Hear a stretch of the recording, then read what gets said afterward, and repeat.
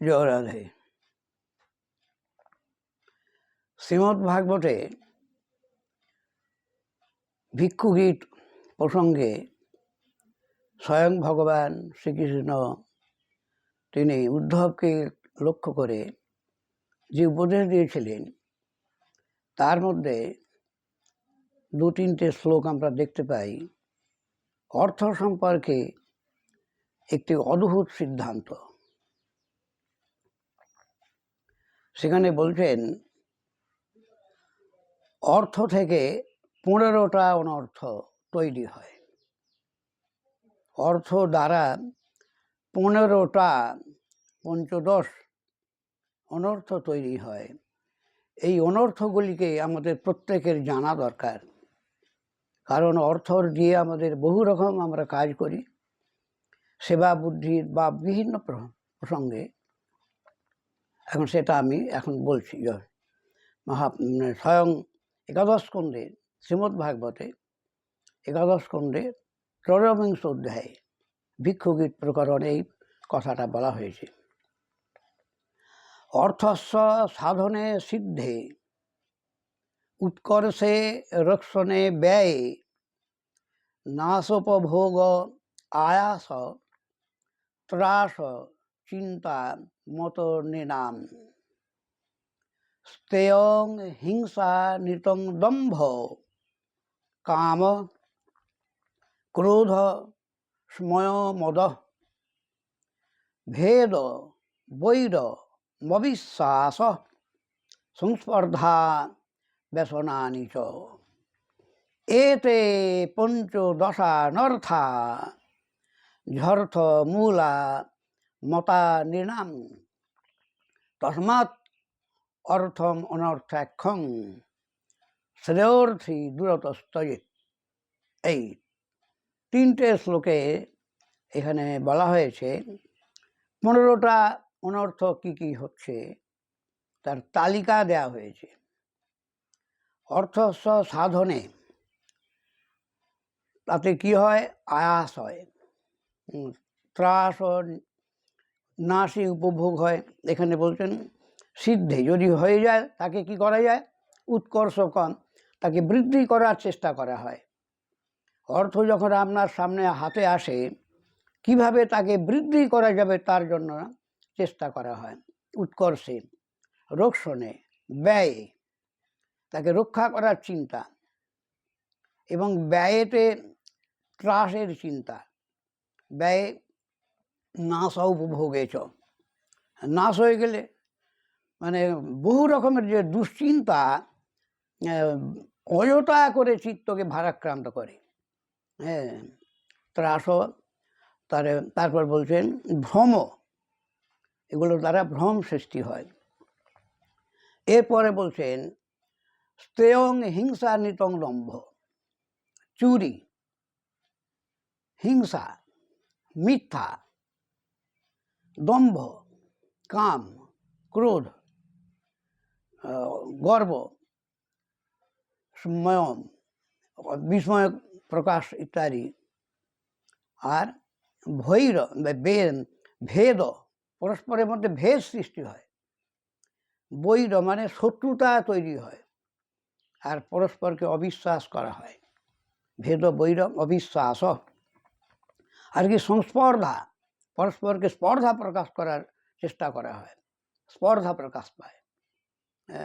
আবার বলছেন ব্যসনানি চ, তিনটে ব্যসনটি প্রসিদ্ধ: স্ত্রী সম্পর্কিত, দূত সম্পর্কিত, মদ্য সম্পর্কিত। এই ব্যসনগুলি তৈরি হয়।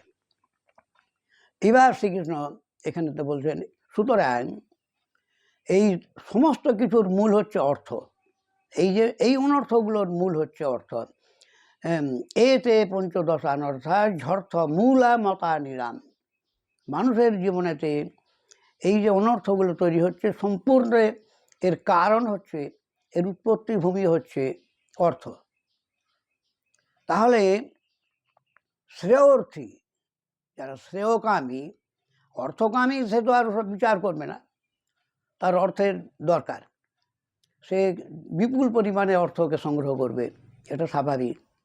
যারা শ্রেয় বিচার করবে, মানব জীবনের শ্রেয় আমার কিসে জীবনটাকে সার্থক করা যায়, এই যে দেবদুর্লভ মানব জীবন, যে জীবনে আমাদের অনেক কিছু প্রাপ্তি হতে পারে। স্বয়ং শ্রী চৈতন্যদেব বলেছেন যে জীবনকে সার্থক করো তোমরা। কিভাবে সার্থক হবে? ব্যর্থ জীবন আর সার্থক জীবন। মহাপ্রভুর অত্যন্ত উচ্চকোটির একটি সিদ্ধান্ত বলেছেন ওখানে, প্রেম বিনা ব্যর্থ দরিদ্র জীবন। প্রেম ভক্তি ব্যতীত, কৃষ্ণ প্রেম ভগবত প্রেম ব্যতীত জীবনটা ব্যর্থ, এবং সেই জীবনটাকে দরিদ্র বলা হয়েছে। এই পার্থিব জগতের সম্পত্তিতে তো আর ধনের বিচার হয় না, দরিদ্র জীবন। তাহলে মানব জীবনের শ্রেয়র্থী মানে প্রেম ভক্তি লাভ যারা ইচ্ছা করবে। শ্রেয়র্থী শব্দটার অর্থ হচ্ছে যারা শ্রেয় চাইবে, পারমার্থিক কল্যাণ চাইবে, আত্মকল্যাণ চাইবে, তারা দূর থেকে, দূরতস্তয়েত অনর্থম তস্মাৎ অর্থম অনর্থাক্ষম। এখানে বলছেন অনর্থ নামক অর্থকে, অর্থের বিশেষণ দিচ্ছেন, এটা অনর্থ তৈরি করে নিশ্চিত একদম। দূরতস্তয়েত, দূর থেকে ত্যাগ করবে। এখন প্রশ্ন উঠবে, তাহলে আমাদের জীবনযাত্রা নির্বাহ হবে কি করে? এখানে প্রশ্ন আসছে, কারণ অর্থ সাপেক্ষ। বর্তমান যুগ বিশেষ করে কেউই অর্থ বিনা কোথাও কোনো ব্যবহার করে না, প্রত্যেক ক্ষেত্রেই অর্থের প্রয়োজন সর্বত্র। তাহলে সেখানে বলেছেন একটা বিচার আছে, ভক্তি রসামৃত সিন্ধুতে এবং ভাগবতেও বিভিন্ন জায়গায় আছে, যে প্রয়োজন যতটা যাবতাশ্চাৎ স্বনির্বাহ। এটা ভক্তি রসামৃত সিন্ধুতে বিচার আছে। যাবতাশ্চাৎ স্বনির্বাহ স্বীকুর্যাৎ তাবৎ অর্থবিদ ন্যূনতায়ান আধিক্যেঞ্চ চাবতে পরমার্থত। স্বনির্বাহ যতটা আপনার প্রয়োজন, একটা বিচার, জীবনযাত্রা নির্বাহের প্রয়োজন, সেই জীবনযাত্রাকে সচ্ছলতা এবং যার মধ্যে কোনো সংকীর্ণতা থাকবে না। কী জন্য? স্বনির্বাহ। স্বনির্বাহ মানে কি? ভক্তি নির্বাহ, ভজন নির্বাহ। ভজনে ব্যাঘাত না ঘটে, ভক্তিতে আমার যেন ভক্তি যেন ব্যাহত না হয়। তো ন্যূনতায়ান, ন্যূন মানে কম হলে, ভক্তিতে কিছু হয়তো আমার প্রয়োজন সেটা আমি পাচ্ছি না, কি বিভিন্ন দৃষ্টিকোণ আছে সেখানে।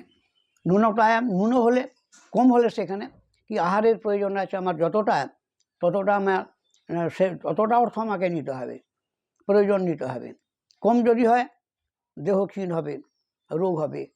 সুতরাং এটা হচ্ছে ন্যূনতায়ান চবতে পরমার্থত। এটা কিন্তু পরমার্থ থেকে চ্যুত করতে পারে। আর আধিক্যে এই কথাটা কিন্তু আমাদের খুব বোঝার আছে। আমরা সবাই মনে করে রেখেছি বেশি হলে তো ক্ষতি নেই, কম হলে ক্ষতি আছে। ভোজন যদি কম হয় রোগ হবে, পর্যাপ্ত আমাদের যতটা দেহের প্রয়োজন না যদি দেয়া যায় সেখানে হানি হবে। কিন্তু অধিক অর্থে আমাদের কি হানি হতে পারে? অধিক অর্থে যে কি হানি হতে পারে, এই মাত্র আমরা যে আলোচনা করছি এখন ভাগবতের 3টে শ্লোকের প্রমাণে 15টা অনর্থ আছে। অধিক হলেই ওই সব অনর্থগুলো তোমাকে ধরবে, একটাও তোমাকে রেহাই দেবে না। যেভাবেই হোক অহংকারকে মানুষ বুঝতে পারে না, ভিতরে থাকে তো। অহংকারটা বাইরে প্রকাশ হয় না, তার ভিতরে এমন একটা দম্ভ অহংকার থাকে। তার ফলেতে কি হয়, বহু জায়গায় অপরাধ তৈরি হয়, এবং সে অনর্থের আর সীমা নেই। তাহলে এখানে অর্থ থেকেই এইটাই বলছেন, এই 15টা অনর্থ এর মূল হচ্ছে কি? অর্থ। আজ আমরা যে দেখতে পাচ্ছি জগতে, অর্থবান সাধুদের কাছেও সেখানে আমরা দেখতে পাই সাধু, তার মধ্যে যে সদ্গুণের সমাবেশ থাকার কথা, সমদর্শিতা থাকার কথা, যেখানে প্রত্যেকের প্রতি প্রীতি, যে সাধুর যে লক্ষণ শাস্ত্রে ভাগবতে রয়েছে, যে অখিল জীব বৎসলা, যে মহতের গুণের কথা বলা হয়েছে, অখিল জীববৎসলা, প্রত্যেক জীবের প্রতি তার বাৎসল্য থাকবে, প্রীতি থাকবে, কোথাও কোনো সংকীর্ণতা থাকবে না। তো সেটা এই অর্থ দ্বারা ভেদ তৈরি করে, বৈর তৈরি করে, অবিশ্বাস তৈরি করে এবং হিংসা সৃষ্টি করে। আর চুরি, এমনকি মিথ্যা, যত রকমের মানে দোষ আছে সমস্ত কিছুর মূল। তাহলে শুদ্ধা ভক্তি নিয়ে আমরা চর্চা করছি, এখানে প্রেম ভক্তি নিয়ে আলোচনা করছি আমরা।